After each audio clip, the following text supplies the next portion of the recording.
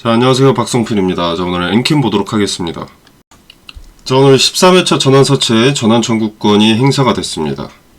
자, 전환 청구 주식 수는 39만 주입니다. 13회차의 전환사채는 총 약 70만 주 정도인데, 자, 이렇게 요번에 전환 청구를 하는 수는 39만 주입니다. 자, 그리고 상장 예정일이 중요하겠죠. 7월 24일인데, 자, 여기서 또 중요한 게 이거래일 전에, 제가 매번 강조드리는 거, 권리공매도가 가능합니다. 권리공매도는 쉽게 말해서 신주가 상장되기 이거래일 전에 미리 매도할 수 있는 권리를 말하는 거고요. 자, 그리고 전환가액이 77,11원입니다. 자, 11회차, 12회차 전환사채보다는 당연히 비중이 많이 적습니다만, 오버행 리스크는 전환사채 투자자의 직접적인 매도세로 주가가 하락하는 것도 있지만, 그 리스크가 존재한다는 자체만으로 수급 유입에 부정적인 영향을 줍니다. 전환사채 투자자는 이제 당연히 매도하기 위해서 투자를 했던 거죠. 시세 차익을 위해서 돈을 빌려줬던 건데, 그럼 당연히 매도세가 나오는 것이기 때문에 엔캠에 투자할 계획이 있던 투자자들도 이 리스크가 끝난 뒤에 들어오겠죠. 이 신주가 시장이 풀린 뒤에. 전환사채 리스크로 투심 자체가 좀 위축이 되어 있기 때문에 추가 매수든 신규 진입이든 이 13회차 전환사채가 상장되고 매물 소화의 흔적까지 발견을 했을 때 그때 들어가는 것이 좋다고 봅니다.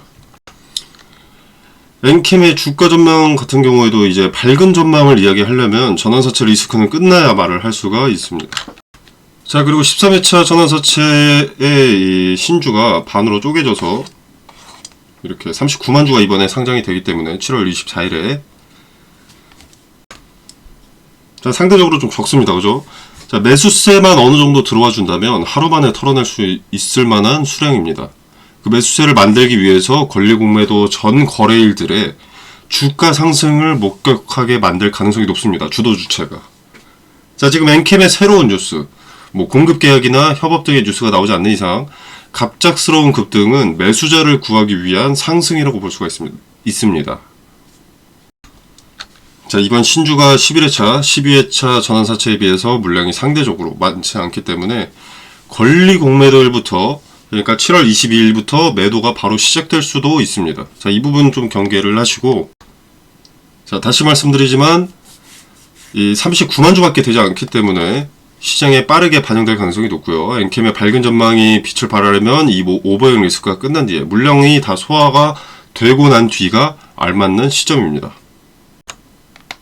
자, 엔캠의 오버행 리스크는 이전부터 5월, 6월이 다가오면서 일부씩 반영이 됐겠지만 11회차, 12회차의 물량의 비중이 컸고 13회차도 가까워지는 시점인 5월 말, 자, 이때부터가 직접적인 영향을 끼쳤다고 볼 수 있을 겁니다.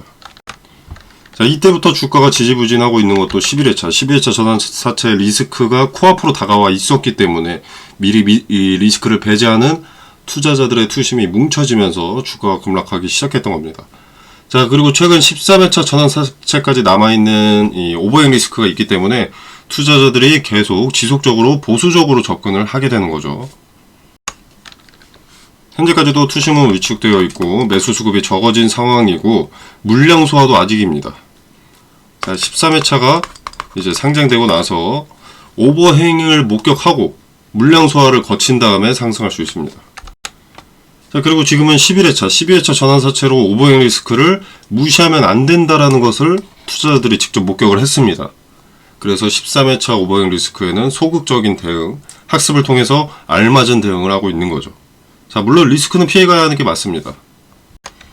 자, 우리가 직전에 있었던 11회차, 12회차 전환사채에서 좀 봐야 될 것은, 자, 11회차, 12회차 전환사채는 6월 19일이 상장 예정일이었습니다. 자, 그러면 이거래일 전인 17일날. 자, 이때가 권리공매도가 가능한 날이었겠죠. 자, 그리고 권리공매도 직전 날 보면은 긴 장대 양봉이 있습니다. 자, 다음날이 권리공매도. 본인들의 이 전환사채를 매도할 수 있는 날이기 때문에 내리고 있던 주가를 한번 환기를 시키는 거죠. 급반등을 목격하게 해서 매수 수급을 유도하고 권리 매도인 다음날 일부 팔아치운 흔적이 있습니다. 자, 일단 긴 윗꼬리에 이렇게 이런 캔들이 나와 있고 거래가 동반됐습니다. 이때의 거래는 2천억의 거래 대금이 나왔고요. 제가 주목해야 된다고 하는 것은 이겁니다. 상승을 만들어내는 것. 전환사채 신주를 팔아치우기 위해서 주가의 상승을 개인 투자자들에게 목격하게 하는 것. 전환사채 신주를 수월하게 매도하기 위해서는 매수자가 있어야 되고 그 매수자들을 유혹할 수 있는 가장 좋은 방법은 주가 상승이기 때문입니다.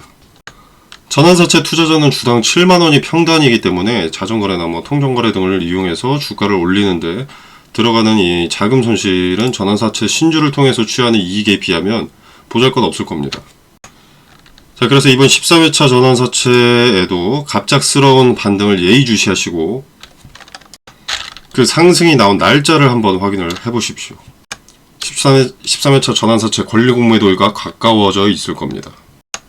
이유 없는 상승을 의심하고 대비한다면 상승의 이유를 알 수 있고 내가 해야 할 대응이 무엇인가를 알 수 있을 겁니다. 자, 물론 카톡방에서 리스크를 피해가기 위한 흔적들이 포착되는 즉시 공유를 드릴 거니까 참고하시면 되겠고, 자, 가장 중요한 핵심은 리스크가 예정되어 있다면 이 리스크는 피해가는 것이 맞다는 겁니다. 자, 엔캠의 캐파 증설, 전액 북미 점유율 등의 강점은 24년 7월, 8월에 반영될 내용이 아닙니다.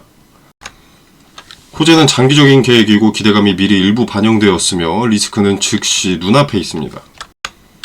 자, 제가 이전에 계속 강조했던 대로 11회차, 12회차 전환사채라는 쏟아지는 소나기를 피해갔다라면 자, 27만원에서 30만원대, 자, 이때 시세 차익을 챙기고 비중을 축소할 수 있었습니다.